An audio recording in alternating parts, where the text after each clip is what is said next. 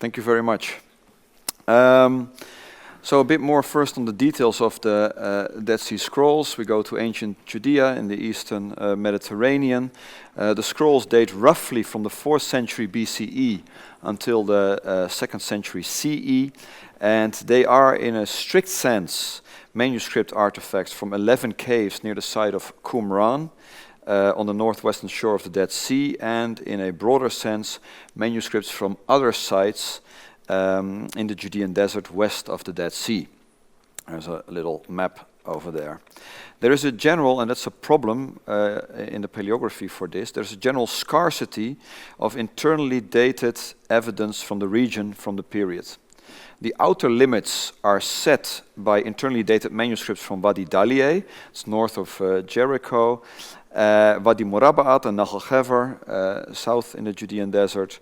I will leave now out the dates, we can discuss them later if you want, but the Wadi Dhali and comes from the 4th century, and Wadi Murabaat and Nahal Ghever have manuscripts in cursive and formal styles from the 1st century and the 2nd century CE. Now in between we don't really have internally dated manuscripts. There's one internally dated ostrakon from Maresha, Idumea in the south of Judea, from 176 BCE. But from the 11 caves near Qumran we have no internally dated manuscripts at all. Now one of the goals of the ERC project, the hands that wrote the Bible, is to develop for the scrolls what we call a triple perspective time axis calibration, using 3 information sources. 1, physical material-based evidence from radiocarbon dating. 2, geometric writing style-based evidence from computational intelligence methods. And 3, paleographic evidence from the humanities. So within this ERC project, all of this has been collaborating together. Mind you, this is all preliminary work, because when we are doing this, we are wanting to generate new evidence, starting from physical characteristics to bring manuscripts clusters together, but then also combine it with more traditional humanities studies based on content. So it's bringing together content and physical characteristics together. But for that, we need to first ask some very simple and fundamental questions. Nahum also referred to them. When was a manuscript written and who wrote the manuscript? These manuscripts are not dated internally and they are anonymous. So we have no idea who was writing them. Okay, in this presentation we show how we combine paleography, artificial intelligence and radiocarbon dating in order to determine the typological development of Hebrew Aramaic writing styles in the scrolls by providing what we call a quantitative basis for the typological estimates of traditional paleography. We want to demonstrate the use of state-of-the-art pattern recognition techniques for script style evolution analysis using both textural features and allographic features. The aim, ultimately, is to be able to do tracking or interpolation even of writing styles features over time that will allow making estimates for manuscripts that do not have a C14 dating or are not internally dated, which almost none are. And they are only available to us as a photograph or a digital image. In other words, the aim is to be able to date undated scrolls with a precision that was not possible before. Now in this presentation we start with explaining first the paleographic state of the art. What is the problem with paleography of the scrolls with regard to the dating of texts? Next we move to explain the setup of new C14 dates for the scrolls in combination with artificial intelligence, where the idea is to use the radiocarbon dated manuscripts more or less as ground truths. Third, we demonstrate how we use a combination of textural and allographic features to be able to track writing style features over time. Now if we first go to the paleography of the scrolls, with regard to the development of writing styles, Frank Moore-Cross has been very instrumental and very important, and he suggested a relative development of the different what we call square scripts according to chronological ranges of 50 years and sometimes even shorter ranges of 25 to 50 years. Cross connected these typological sequences with rough historical periods from the 3rd century BCE until the 2nd century CE, such as Archaic, Hasmonean, Herodian and post-Herodian. The use of exact dates, such as 30 to 1 BCE or 1 to 68 CE, conveys an impression of exactness, but these dates are in fact estimated periods informed by other historical considerations that might be debated, such as a supposed earthquake at the site of Qumran in 31 BCE or the destruction of Qumran in 68 CE. This so-called cross-model for dating writing styles and manuscripts provided the chronological framework that everybody practically in the field uses. A problem, however, is the lack of a sound empirical basis for the finer typological and chronological distinctions and estimations. First, there is a question of the typological distinctions as such.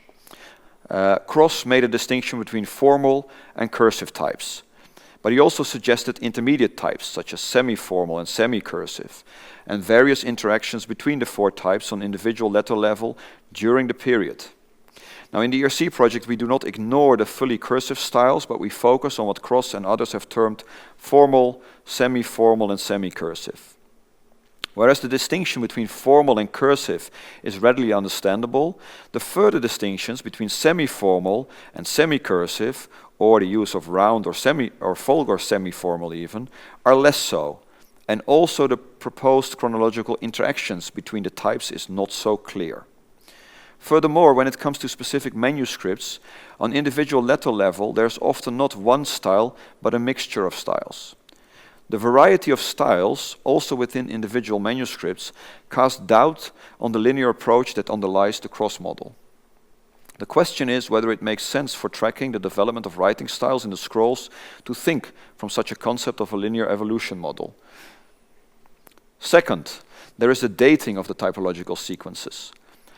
We have already remarked on the general scarcity of internally dated written evidence from the region, and Cross, however, makes it appear as if the typological lines of development that he draws for the different script types are pegged by a series of absolute datings in scores, if not hundreds of documents, he says, inscribed on a variety of materials. Even if true, this mainly applies to the so-called Herodian and post-Herodian periods. So towards the end of the scale in, say, the 1st century BCE, the latter half of it, and the 1st century CE, and then the early 2nd century CE. I leave out now Cross's reasoning based on Palmyrene and Nabatean as pegs. Okay, but the absolute dating of these documents that he refers to is often doubtful, whether for archaeological reasons, stratigraphy and dating, methodological, from epigraphy on ossuaries to paleography on manuscripts, or paleographical reasons, difference of opinion over paleographic dates by experts. So, Cross's typologies are not supported by much evidence of absolute datings. The general state of affairs for the paleographic dating of the scrolls is that the chronology of the scripts in the 3rd century BCE until the 1st century CE lacks a sound empirical basis. And this is why a new effort is needed to date undated scrolls. So we move now, therefore, to explain the setup of new C14 dates for the scrolls in combination with artificial intelligence, where the idea is to use C14 dated manuscripts as ground truths. I will not now go into too much details, but in the 90s, several tests were run in Tucson, Arizona, and in Zurich on radiocarbon dating of Dead Sea Scrolls. And there was even a third one in Oxford, a number of them, but all of them disappeared after the cleaning pre-treatment. So they had to adjust that, but they didn't do a second run in Oxford. So we have only the 2 sets from that in the 90s. But what we have done in our ERC project is work together with the Israel Antiquities Authority. We've received 30 samples from them for new datings, and the idea is to achieve much smaller calibrated ranges than were possible in the 90s. These new tests, we also took into account new pre-treatment, because the scrolls in the 50s were often treated with what we call castor oil, because sometimes the manuscripts were so dark and using castor oil made it easier to read. Only the problem is with castor oil that you have to remove it, because otherwise what you put in is what you get out, and it contaminates also your dating results. So we have also done that. But the important question now is, and then I'll give the floor to Maruf, I think, is how do radiocarbon dates factor in all of this? Because the question is how we integrate C14 dates with artificial intelligence. Okay, Maruf.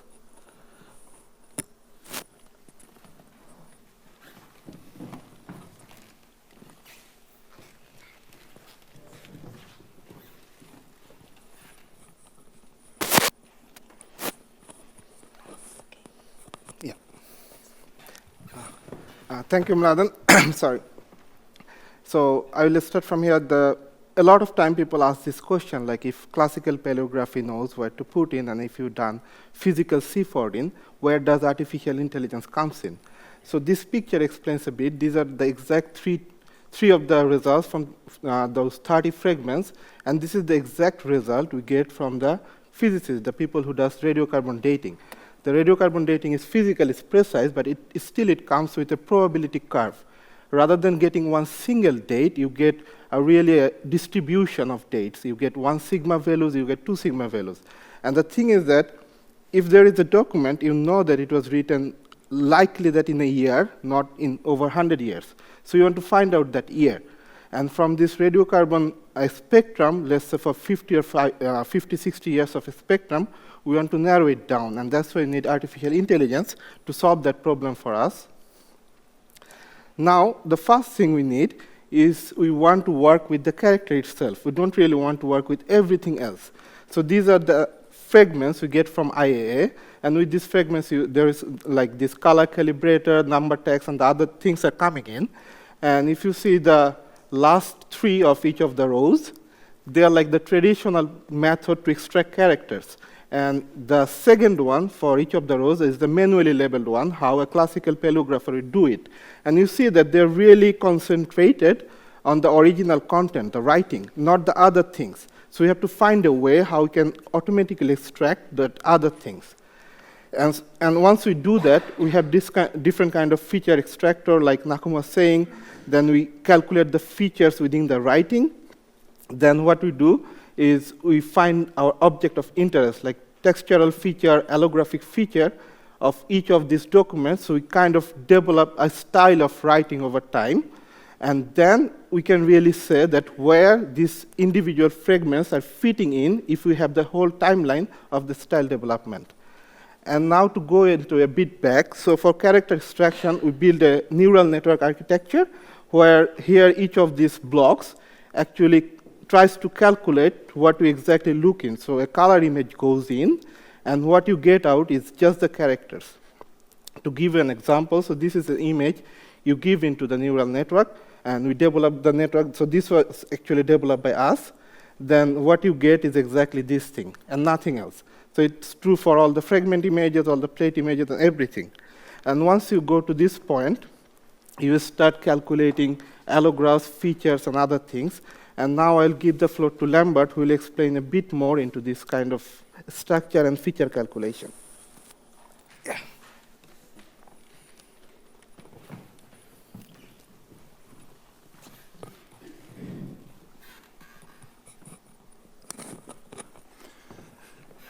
Yes, because of course the character is quite a natural starting point for the paleographer, not by necessity in our field. So, for instance, our research group developed the hinge feature, which is really a local micro feature that addresses angles along the trace. But I call this the kind of, say, biophysical features, because it's very close to what the writing hand does with speed and velocity and curvature formation. The other aspect of writing, of course, is the writing style, the taught writing style, or the preferred writing style by a particular scribe. And so by necessity, you have to look at the individual characters. So one way of doing this, and Nahuma also showed this, is using some clustering technique. Here we see an example of a clustering technique within a particular letter. And so the blue ones are averages that are found in this clustering technique, and the white ones are the instances that fall within this particular, within such a cluster. And you can use that, for instance, for this very simple test that we applied for the Hasmonean versus Herodian to see whether it works. However, that other source of information, which is closer to the ink trace, and I would say closer to the biomechanics of the writing process, also play a role. And already we know from many other application domains that it is unwise for such an important project as the DSS to just in advance choose for either one or the other. So we really need to look into the features that the previous PhD student, Cheng He, also developed after the hinge, namely combinations of angles.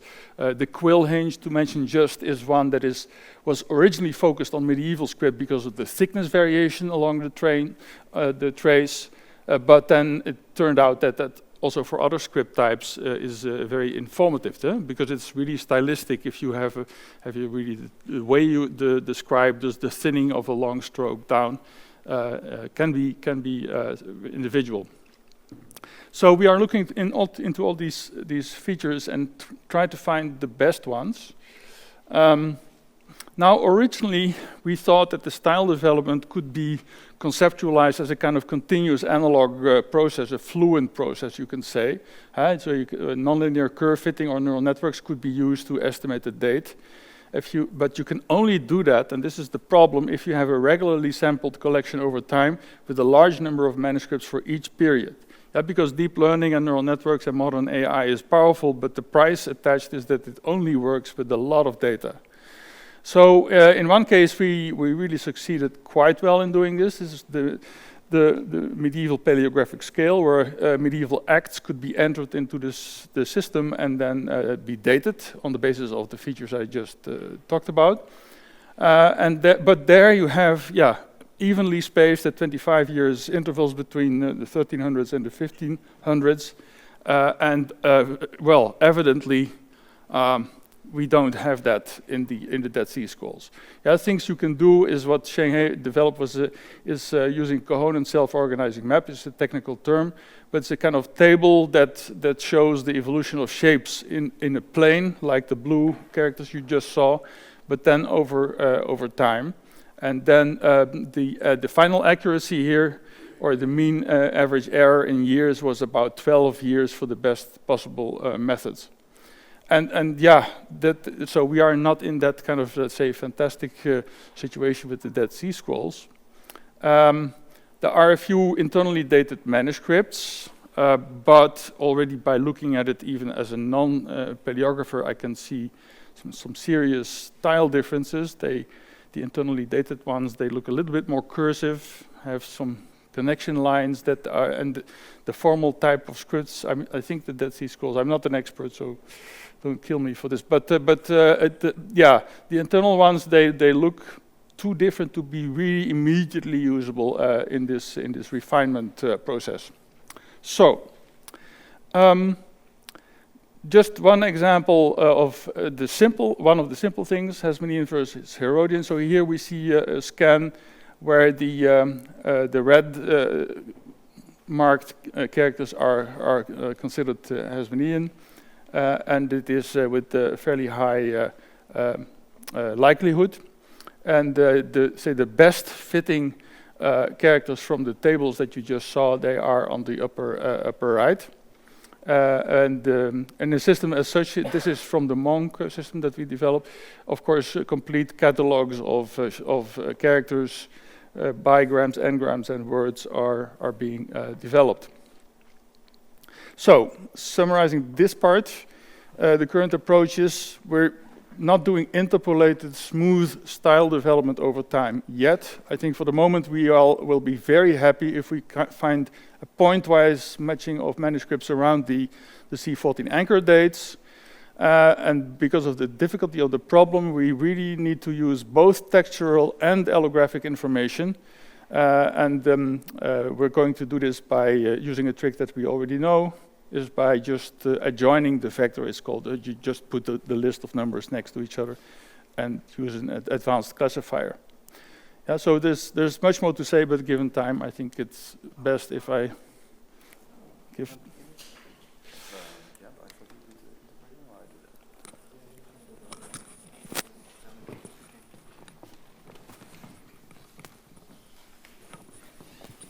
So to finish it, here's one example again of one of the C14 results for a manuscript 4Q161, and as you can see, it has different probability rates and different choices that we can make. So here you have also an interaction between the paleographers, AI, and also with C14 to understand the different information sources that we have, and then how do you proceed from that to make different choices. So you can make sigma 1, sigma 2, you can make different ranges, there are different humps. It also has to do with what is here in blue. I don't know, yeah, it works.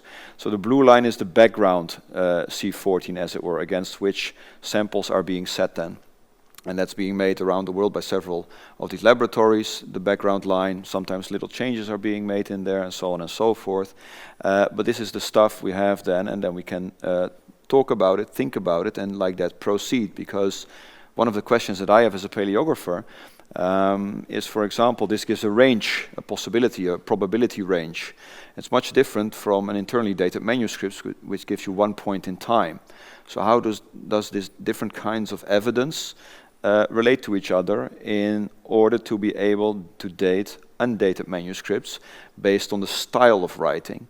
So it's not so easy, but it's something you have to discuss and understand all these different information sources that I started with. Physics, the C14, the AI, geometry-based, and then the human paleography. And then to end, and that's where we started, I mean, there's an important need for us to bridge a paleographic gap. And we need radiocarbon dated manuscripts as ground truths. And the combination of these C14 and the AI enables to narrow down our date ranges. And an AI-trained model taking all these different things into account. The idea is to take corresponding handwritten style features to use for reverse date estimation for undated samples from the collection of manuscripts. And the ultimate aim is, of course, in our field, to validate the paleographic chronology of the scrolls, the so-called cross-model, and then to provide this scientific basis for the typological estimations that were made there. Now, the same as Nahum pointed out, he started with it. There's a lot of people working on this in Groningen, in Leuven, in Belgium, also in Denmark and in Italy. And here is part of the core group. Thank you very much for your attention.